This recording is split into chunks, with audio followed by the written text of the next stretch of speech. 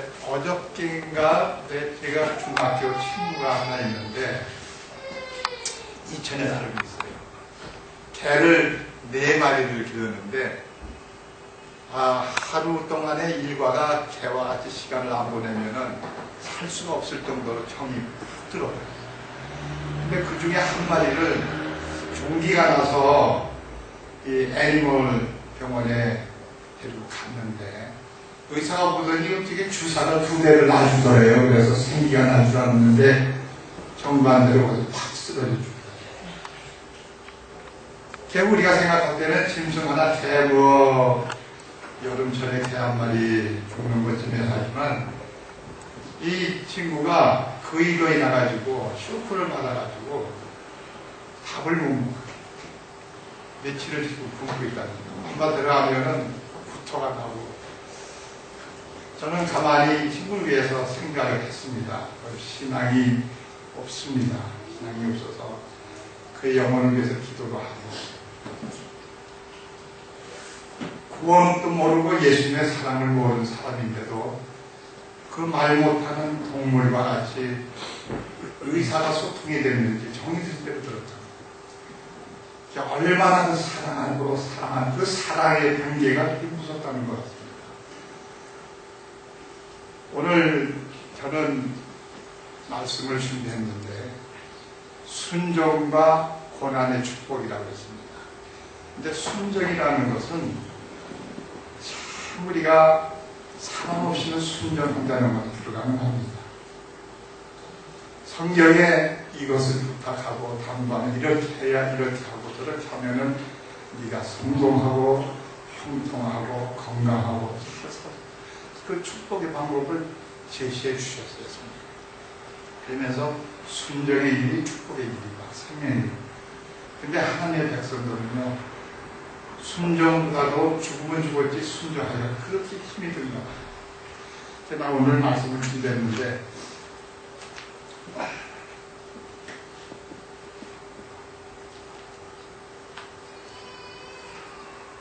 말라기서입니다.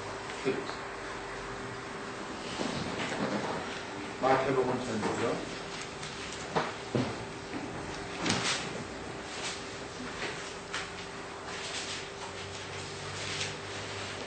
마태복음 전이에요.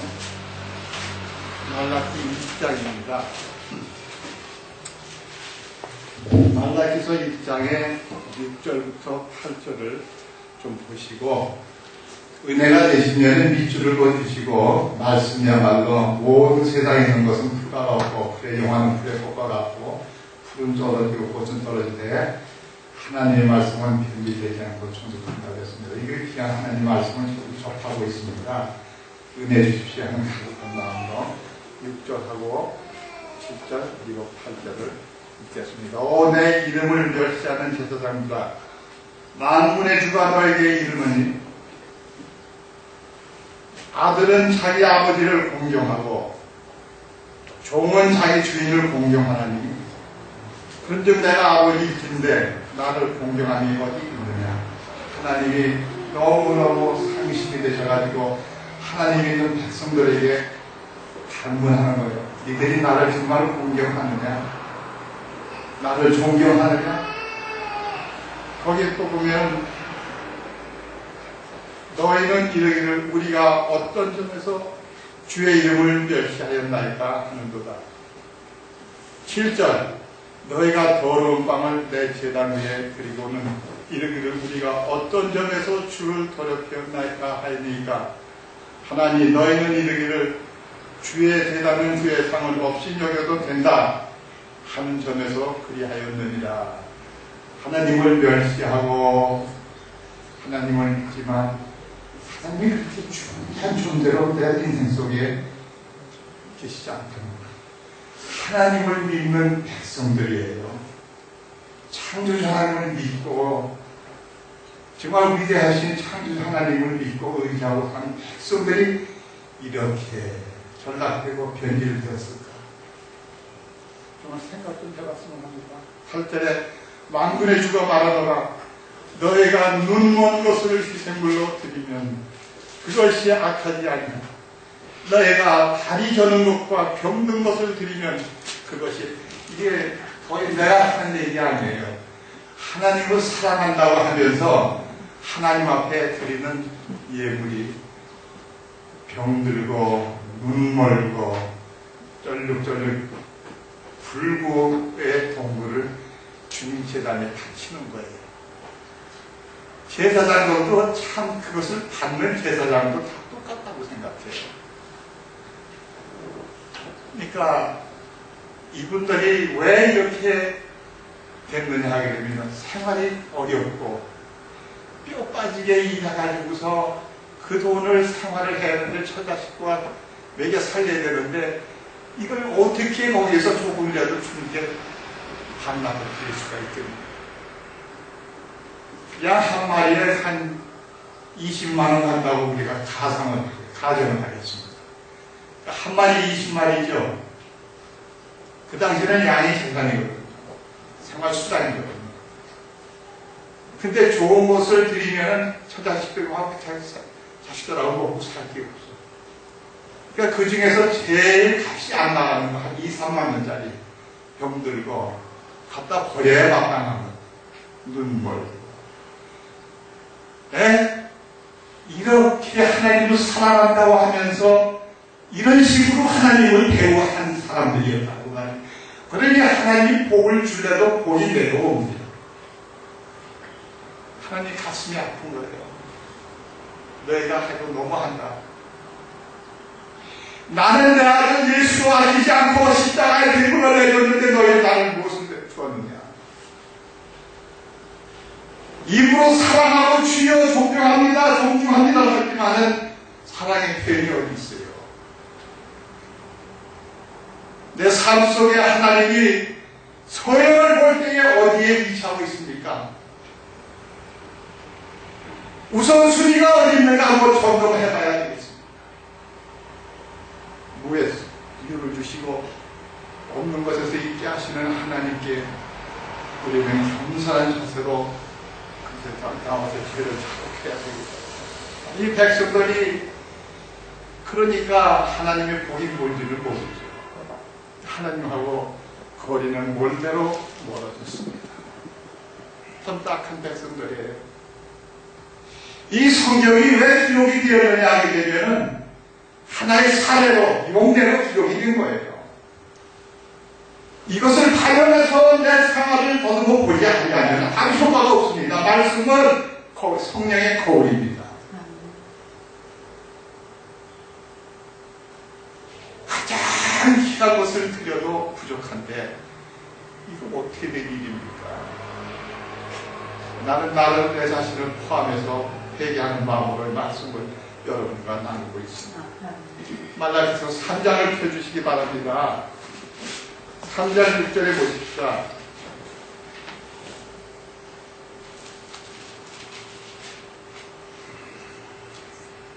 나는 주라 변치 아니하나니 그러므로 너의 야곱의 아들들이 소멸되지 아니하였느니라.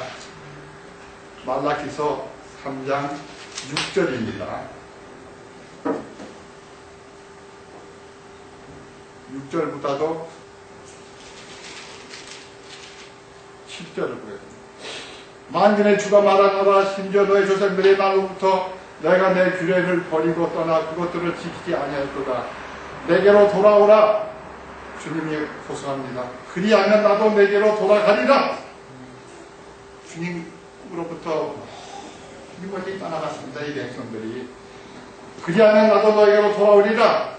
그러나 너희는 이르기를 우리가 어떤 점에서 돌아가리까 하였도다. 8절에 사람이 하나님의 것을 강도질을 하겠느냐. 그러나 너희는 내 것을 도둑질하고도 말하기를 우리가 어떤 점에서 주의 것을 강도질을 하였느니까. 하나님 너희가 11조와 헌물에 강도질을 하였도다. 너희가 저주를 여기서 보게 되면은요, 나는 13절을 한번 다시 보겠습니다. 13절이요. 주가 말하노라. 너희가 완악한 말들로 나를 대적하고도 이르기를 우리가 무슨 말로 그렇게 많이 하여 주를 대적하였나이까 하는도다.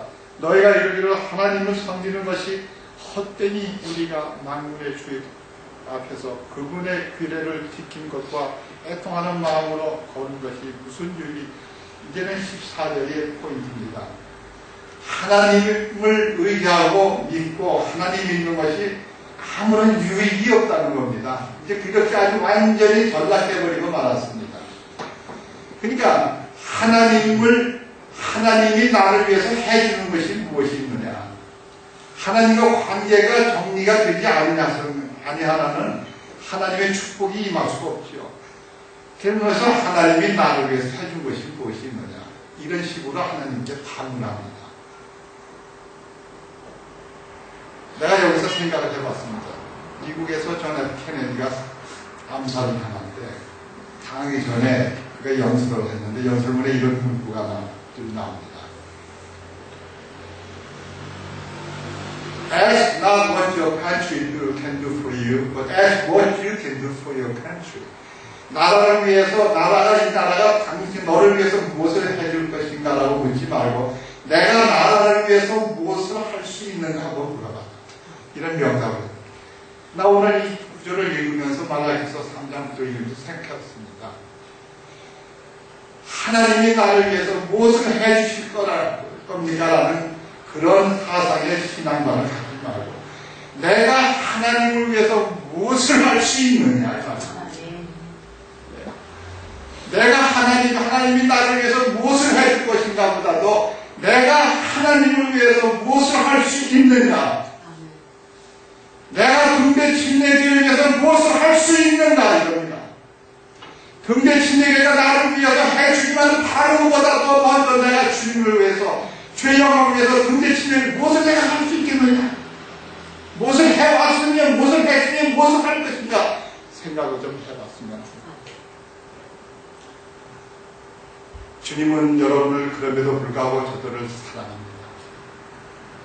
순종하는 자는 순종이라는 것은 사랑이 결여되면 절대 가능할 수가 없습니다. 주님을 사랑하기 때문에 순종할 수 있다고 하는 그 이론이 성립이 되는 것입니다. 열왕기상 16장을 한번 펴주시기 바랍니다. 열왕기상 16장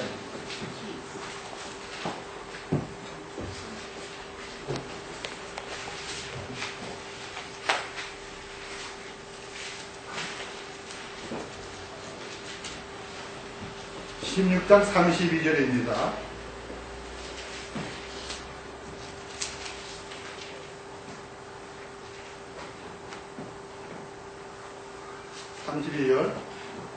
사마리아에 건축한 바알의 집에 바알을 위하여 제단을 쌓았다는 말이 무슨 말이냐면요. 여러분, 이 바알이라는 것은 하나님의 백성들이 하나님을 이렇게 모욕하고 모독하는 신앙관을 갖고 살다 보니까 나중에는 하나님을 완전히 떠나가 버렸어요. 떠나가지고서 이방신 바알 신당을 건설해 놓고 거기다 제단 쌓고 제사를 줍니다. 하나님의 백성들이 타락이 되고 얼마나 됐으면 하나님 완전히 이제 떠나가 버렸어요. 떠나가 버리고 바알신을 숨기는 게 바알신은 무슨 신이냐게 되면요. 비를 내리게 하는 신이거든요. 지들이 그 믿는 것이 그런 신앙을 믿고 있습니다. 바알 제단에다가 7개월짜리 10개월도 못된 갓난 아기를 제단에다 올려놓고 불을 지릅니다. 그래가지고 제물로 줍니다. 얼마나 무섭습니까? 이 바알은 이렇게 타락될 대로 타락이 되어버렸습니다. 하나님께서 진노하시다 못해 비를 3년 6개월을 내리지를 않습니다. 3년 6개월 동안 비를 안 내리니까 농작물이 있습니까? 먹을 것이 있습니까? 짐승도 뭐 사람도 다 굶어 죽게 됐습니다. 사방이 시신이 죽어 엎어지고 죽은 사람들이 수도 없이 그냥 땅을 덮을 정도로 3년 6개월 동안 비가 안 오니까 생각해 보세요. 하나님께서 그들을 죄마에서 그런 것보다도 그들을 사랑하고 다시 돌아올 수 있게 하기 위해서 이런 것을 허락해 주셨다고 생각하시면 됩니다. 예수 믿는 사람들에게 어려움이 있을 때는 내가 조금이라도 내가 있어야 할 그 자리에 있지 않고 내가 벗어나고 어디에서 헤매고 있지 않는가, 이런 것을 고난을 통해서 깨닫게 해주신다고 봐야 되겠습니다. 거기 17장, 열왕기상 17장 8절 한번 보겠습니다. 8절. 주의 말씀이 엘리야에게 이르니라. 이르시되 너는 일어나 시돈에 속한 사르밧에 가서 거기 거하라. 보라, 내가 그곳에 과부 여인에게 명하여 너를 돌보게 하였느니라. 그런데 이제 하나님께서 엘리야를 과부 사렙다 과부에게 보냅니다. 사렙다 과부는 뭐냐면은 이방 여인이에요. 하나님을 모르는 사람입니다. 근데 마침 나와서 나무 가지를 줍고 있더랍니다. 그래서 엘리야가 말하기를 나에게 먹을 것을 좀 가져오너라 하고 명령을 하다시피 권면을 했습니다. 근데 그 순종하기가 어려운 것입니다. 왜냐하면 마늘가지 2개를 주워다가 그 불을 질러가지고 조금 한 끼 먹을 것을 끓여서 자기 아들하고 자기하고 먹고 죽을 준비를 하는데, 그런 과부에게 나 먹을 것을 좀 가져오라고 한다는 것은 보통 도전이 아닙니다. 근데 나는 여기서 웬만한 사람 같으면요, 이게 무슨 말입니까? 하늘이 무너지는데 자식이 지금 나는 굶어 죽어도 내 아들이 있는데 아들을 먹여야지, 마지막 한 끼까지 내가 주의 종에게 받을 수가 있느냐. 나는 10분 그거의 심정을 이해할 수가 있겠습니다. 아마 별 생각이 다 들었을 거예요. 내가 죽으면 죽었지, 이런 일을 내가 어떻게 청을 받아줄 수가 있는가. 그런데 이 가난하고 찢어지게 가난하고 한 끼 먹고 죽어야 하는 과부인데도요, 생각해 보세요. 어떻게 그 기적적인 순종이 될 수 있었는가. 순종은 기적이라고 봐야 되겠습니다. 그리고 엘리야의 감정을 이미 이분은 다 들었습니다. 하나님을 섬기는 엘리야, 하나님의 종이라는 것을 다 감정을 듣고 두려운 마음도 있었고 또 하나님께 자비를 구하는 마음도 있었을 겁니다. 자기 인간으로서는 도저히 불가능한 것을 드리는 겁니다. 네, 생각해 보세요. 이런 한 끼 먹고 죽을 준비하는 과부가 가지고 있는 한 끼를 주의 종에게 드렸다는 것은 보통 결단이 아닙니다. 이거는 기적 중에 기적이라고 봐야 되겠습니다. 그래서 순종이라는 자체가 기적입니다. 순종이라는 자체가 사랑의 표현입니다. 믿음이 없는 이방 과부인데도 근데 물질이 많고 여건이 좋고 상황이 좋다고 하게 되면요, 그렇게까지 짜릿하게 순종하는 태도를 갖기 어렵습니다. 어렵고 찢어지게 가난하고 이제 죽을 준비하는 사람에게 하나님의 종이 와서 도전을 했을 때 그걸 드렸다는 걸 생각을 해보십시오. 이것은 기적 중에 기적이라고 봐야 되겠습니다. 그 왜 기적이냐면 기적적인 순종을 했기 때문에 다른 사람들은 3년 6개월 동안 다 메말라 죽고 기근으로 굶주려 다 죽고 병들어 죽고 피골이 상접해서 팍팍 쓰러지고 사람의 전부 시신이 쫙 깔려있는 그 중에서도 이 가정이 하늘이 비를 내릴 때까지 쌀독에 쌀이 마르지 않고 먹을 것이 지속되었다. 이것이 기적이 아닙니까? 순종의 기적이라는 것은 기적의 결과를 가져오게 되는 겁니다. 나는 이것을 생각할 때 참 주님 앞에 부끄럽습니다. 내가 주님을 사랑한다고 하고 주님이 나를 위해서 하나밖에 없는 예수님까지 주셨는데 내가 무엇을 드렸는가. 찬송 부르고 내가 헌신하고 한다 하지만은 11조마저 어떤 때는 너무 아까워서 떠는 마음으로 1만, 1,000원, 3,000원 이런 마음으로 그냥 솔직히 인간이기 때문에 어떤 때는 그런 생각도 들더라고요. 나 사람과 과거의 그 결단을 보고 참으로 굉장히 찔림을 받았습니다. 우리 살아계신 하나님에게 내가 이렇게 하나님을 대우해야 되겠다. 그리고 하나님을 원망하고 하나님을 섭섭하다고 이런 마음의 자세를 가진 것을 나는 회개합니다. 성도님들 잘 들으세요. 이것은 왜 이런 기록이 성경에 기록이 되어 있는가. 이 사례는요, 우리에게 유효적절한 용해가 되도록 기록이 된 것입니다. 난 이것을 보고 내 마음을 살펴봤습니다. 참 순종이야말로 사랑이 없이는 할 수가 어렵고 순종은 하나님의 은혜로 인하여서 순종하는 것이 가능하고 나는 것을 다시 뼈저리게 내가 느꼈습니다. 순종하는 마음을 가지시고 여러분 승리하시기를 바랍니다. 이 순종하는 마음이 있어야만 우리가 물질적인 축복을 받는다 하더라도 하늘의 창문을 열고 부어줄 것, 쌓을 것이 없어도록 부어준다는 이 축복이라는 것이 물질적인 축복뿐만 아니에요. 그 당시에 제사장들이 눈 멀고 벽 들고 발이 쫓는 이 불구의 양들을 동물을 제물로 그냥 눈 감고 받아줬다는 것은 말씀을 전하지 않았습니다. 물질적으로는 축복이라는 것보다도 절대 그렇게 생각하지 마. 하나님께서 하나님의 사랑에 대한 사랑의 표현을 할 때는요, 우리의 마음에 평강이 오고 우리의 가정에 화목이 하지 않을 수가 없습니다. 또는 나에게 건강, 자녀들이 건강, 나의 꿈이 현실화될 수도 있고, 그러나 하나님의 때에 따라서 맞춰서 현실화되는 것입니다. 당장 이루어지지 않는다고 해서 하나님을 원망해서 또 안 됩니다. 이 순종이라는 비결이 우리가 얼마나 큰 축복을 받는 비결인가 것을 다시 한번 생각하게 됩니다. 오늘 본문의 말씀은 사도행전을 펴주시기 바랍니다.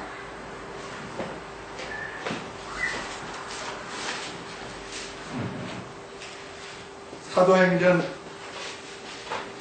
8장입니다. 사도행전 8장에 7장에 먼저 보고요. 7장 57절을 먼저 보겠습니다.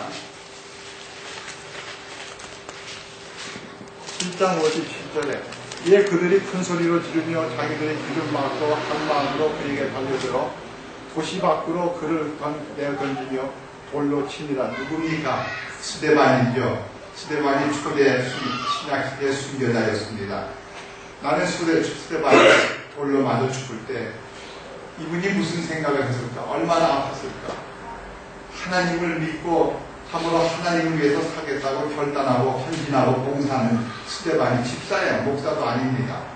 근데 그분이 이렇게 돌로 맞을 때는 아마 하나님을 원망했을까요? 원망하지 않았다고 했습니다.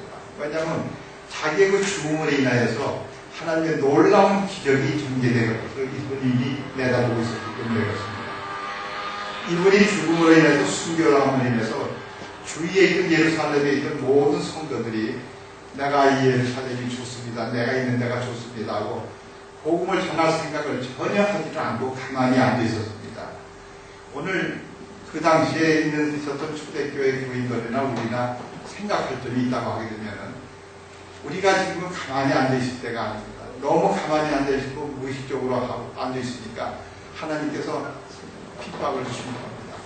스데반이 핍박을 당하면서부터 그 동네에서 핍박이 불길같이 일어나가지고 사람들이 무서워하고 전부 분산되고 도피해 나갑니다. 각 처소로 이방국으로 도피해 나갑니다. 나갈 때마다 복음을 가지고 나가지 않습니까? 그때 빌립도 그때 한 사람으로서 사마리아에 가게 됩니다. 복음을 들고 복음을 전달을 합니다. 복음을 열심히 전합니다. 하나님의 성령이 그에게 함께 하시니까 그러니까 복음을 전하는데 이방국 사마리아 사람들이 유대인들이 사마리아 사람들을 개내리치고 하는 사람들이거든요. 그분들은 하나님이 관심 갖고 배려하시고 사랑하셔가지고 빌립을 그게 보내주셔가지고 복음을 듣게 해야 하는데 구름대같이 주님께 돌아오는 겁니다. 회개하고 구원받는 역사가 일어났습니다. 뭐 찬송 부르고 감사하고 하나님 앞에 영광 돌리며 큰 부흥이 일어난 거죠. 이런 초대교회 부흥이 요즘에는 어디 있느냐 생각해 볼 때 참 한심스럽습니다. 그러니까 사도 빌립이 그렇게 열정적으로 복음을 전하고 하나님의 복음을 전파하고 있는데 얼마나 감사하고 보람을 느끼겠습니까? 그런데 변수가 생겼습니다. 갑자기 주의 천사가 그 사람들을 다 버리고 저 남쪽 사막으로 가라.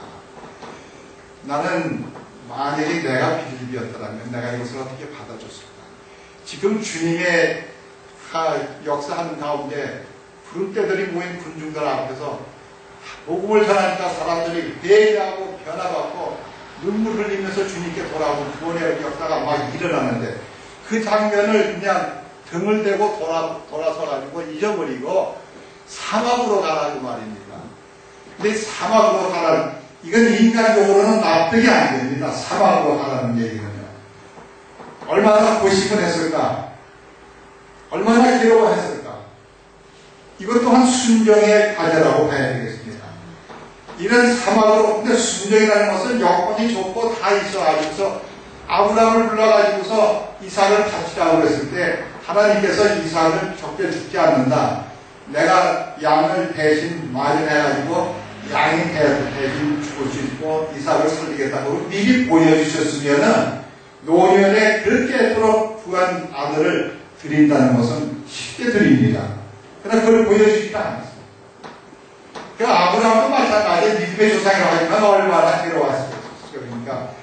바치라고 그러니까 그것도 그냥 바치는 것이 아닙니다. 자기 생명보다도 이삭을 바치라고 합니다. 9살과 90세, 부인 90세, 100세, 아브라함 100세 때 얻은 그 노년이 얻은 자식이 얼마나 귀엽겠습니까? 그것을 한번 바쳐봐라. 네가 나를 정말 사랑하느냐? 근데 아브라함이 거기서 따지질 않았을 것입니다. 물론 인간이니까 그런 생각이 다 들었겠지만은 오지 않은 것을 보는 것 같이 믿고 자식을 하나님께 들었을 때 그의 믿음의 인정을 받게 된 것이 아닙니까? 이 빌립도 똑같은 경우입니다. 빌립도 사막으로 가라고 하는데 미리 무슨 결과를 보여주고 가라고 하면은 쉽게 응답할 수 있고 갈 수가 있는데 매리합니다. 하나님께서 오죽하면은 이 수많은 복음을 듣기 위해서 웅집하여 그런 때까지 모인 사마리아 사람들을 버리고 사막으로 가라고 하십니까? 나 인간의 눈에로서는 납득이 안 갑니다만은 이것 또한 하나님의 명령이요 순종할 때 기적은 일어난다고 봐야 되겠습니다. 그가 그 말씀을 듣고 사막으로 갔습니다. 근데 사막으로 가니까 한 사람이 병을 타고 가는데 명령이 내려왔을 때 그 사람 한 사람을 만나라고 그러지도 않았습니다. 그냥 사막으로 가라. 사막에는 아무것도 없습니다. 그냥 믿음으로 네가 행동을 하고 결단을 하는 거야. 그걸 보시는 겁니다. 사막으로 가니까 한 사람이 있습니다. 에티오피아의 모든 국고를 담당한 내시가 예루살렘에 와서 경배드리고 돌아가는 길입니다. 아프리카로. 자, 이 사람 또한 예루살렘까지 경배드리러 왔다는 것은 그 먼 길을 병거 타고 갔다는 하나님을 경외하고 두려워하고 하나님에 대한 깊은 관심과 하나님을 사랑하는 게 틀림이 없는 사람입니다. 그러나 우리 교회에 다니고 하나님을 사랑하고 하나님에 대한 경건한 마음이 있다고 하더라도요. 예수님을 아직 만나지 못한 사람도 많이 있습니다. 여기에 대해서 우리가 신경을 써야 됩니다. 내시가 에티오피아의 내시가 52세에서 56장이니까 53장입니까? 53장을 읽을 때 누구를 가리키냐고 해서 내시가 빌립이 말하기를 예수님입니다. 구약에도 예수님이 있었습니다. 요즘에 구약은 구원을 받는데 별로 필요 없고 신학이 필요하다 하지만 구약도 예수님의 페이지마다 예수님이 있습니다. 구약을 이용해가지고 사용해가지고 그분을 예수를 그에게 소개하고 선포해가지고 그 사람이 구원을 받게 되었던 것입니다. 크리스찬이 되었어요. 에티오피아에서 돌아올 때 예루살렘에 올 때는 구원받지 못한 상태로 갔습니다. 마음이 있고 열정이 있었지만 예수님이 누군지 모릅니다. 그러나 빌립을 통해서 순종한 빌립을 통해가지고 예수님을 소개받고 그가 구원을 받습니다. 그리고 이제 침례를 받습니다. 그러나 내시가 말합니다. 네가 하나님을 믿으면 예수님을 하나님 아들로 믿으면 침례를 베푼다 그랬죠. 믿지 아니한 상태에서 침례를 베풀지는 않습니다. 우리나라에는요 장로교가 한 90%가 장로교입니다. 왜 그러냐면 중국의 장로교 카톨릭가 먼저 발을 뒤져가지고 장로교 세례가 이제 시작이 됐습니다. 그러나 미국 같은 데 가게 되면요 80%가 전부 침례 교도들이에요. 세계 침례 교도들의 인구 퍼센티지를 따져보면요 한 7, 80%가 전부 다 침례 교도들. 왜 그렇습니까? 이 침례라는 것은 침례를 받아야만 구원받는 것이 아닙니다. 내시가 내가 하나님의 아들인 것을 믿습니다라고 믿었을 때 둘이 다 물에 들어가서 침례를 해보는데, 침례는 이 침례도 빌립이 응답하고 순종하지 않으면 침례가 뭔지도 모르고 그냥 갔을 겁니다. 침례의 설명을 했으니 이것은 구원하기 위해서 사람을 구원하기 위해서 침례를 주는 것이 아닙니다. 또는 죄를 씻기 위해서 주는 것이 아닙니다. 예수님께서 돌아가셨다가 물속에 묻히셨던 작은 무덤 속에 묻히셨고 무덤 속에서 살아난 것은 부활하신 것을 상징하는, 복음을 상징하는 예표라고 봐야 되겠습니다. 이것을 우리가 잘 목표하는 거예요. 세례를 되면 17세자 세례 받으면 죄의 사함을 받는다고 하지만요, 세례는 물로 죄 사함을 받을 수가 없습니다. 왜냐하면 그리스도의 보혈만이 우리의 죄를 씻을 수가 있습니다. 물이 우리를 씻는 것이 아닙니다. 그래서 세례를 받으면은 죄 사함을 받았다, 이렇게 잘못 복귀하는 사람이 많이 있습니다. 이것은 성서적이라고 볼 수가 없습니다. 그래서 그가 믿고 예수님도 침례를 받으셨는데, 그러면 침례가 죄를 사해 주신다면 예수님이 죄가 있으신 분인가요? 죄 씻김 받기 위해서 침례는 아니죠. 복음을 상징하기 위해서 받으십니다. 메시가 그것을 터득하고 그 다음에 자기 본국으로 갑니다. 자, 나의 오늘 이 초점은 빌립이 만약에 순종하지 않았다면 사마리아에서 그 많은 사람들에게 복음을 전하는 일에 도취돼가지고 더 이상 순종하지 아니하였다면 이 사람이 에티오피아에 복음을 들고 갔겠습니다. 에티오피아에 복음의 문이 열리는 계기가 됐다는 것입니다. 이게 얼마나 큰 축복입니다. 나를 통해서 복음이 전파된다면 이거 큰 축복이에요. 물질적인 축복만 축복이 아닙니다. 빌립이 순종했기 때문에, 사막으로 가다했을 때 납득이 하면 이해가 안 됐지만 순종했기 때문에, 이스라엘 백성들이 순종만 했더라면, 사렙과 과부가 순종했기 때문에 하나님의 축복의 기적이 일어났습니다. 에티오피아가 복음의 문이 활짝 열리게 됐습니다. 내시가 복음을 들고 빌립이 간 것이 아닙니다. 빌립이 한 사람을 구원시켰을 때 그 사람이 복음을 들고 에티오피아에 갔다는 사실입니다. 이것이 얼마나 큰 축복입니다. 주님이 소원하시는 것이 복음을 전파하는 것입니다. 이런 축복을 여러분 기대하면서 봉사하고 순종하는 우리들이 되어야 되겠습니다. 감사합니다. 기도하겠습니다.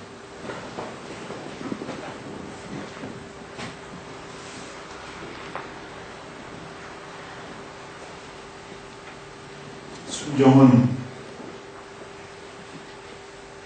참으로 힘들고 힘듭니다. 그러나 주님을 사랑하는 마음이 있다면 순종은 가능하다고 봅니다. 주님의 은혜와 주님의 성령의 능력으로 우리가 순종할 때 축복의 기적이 일어난다는 것을 이 시간 터득하였습니다. 순종은 결코 쉬운 일이 아닙니다. 사렙과 과부가 마지막 한 끼말도 아버지 하나님이여 주님 앞에 바칠 수 있었다고 하는 그 순종과 그 거룩한 신앙을 주님이 보답해 주셨습니다. 저희들도 그런 믿음의 소유자가 되게 하여 주시기를 원합니다. 아버지 하나님이여, 그뿐만 아닙니다. 복음을 전파하는 것이 삶의 최상의 목적이 되어야 되겠는데 그야말로 큰 축복이 없습니다. 복음 전파하는 것도 한 세에 주님이 우리가 사는 동안도 주님의 뜻이 있어서 우리가 살게 해주셨고, 지금 이 시간에 우리의 생명을 연장시켜주고 지탱시켜 주신 것은 복음을 위해서 우리를 구원해 주셨고, 복음을 위해서 우리를 지탱해 주시고 지금까지 생존하게 해주신 줄로 믿습니다. 그러나 어려움을 극복하고 어려움 때문에 불순종할 때가 많이 있습니다. 그러나 어려움 때문에 불순종하는 일들이 되지 말고, 어려움이 있어도 어려움 속에서도 그것을 극복하고 순종한 빌립과 사렙과 과부와 이 모든 성도들의 신앙을 본받게 하여 주시기를 간절히 비옵고 기도합니다.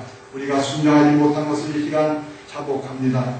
용서하여 주시옵시고 십자가의 보혈로 깨끗게 해주셔서 이제 순종함으로 인하여서 우리의 삶이 변화되는 놀라운 기적이 일어나게 하여 주시옵소서.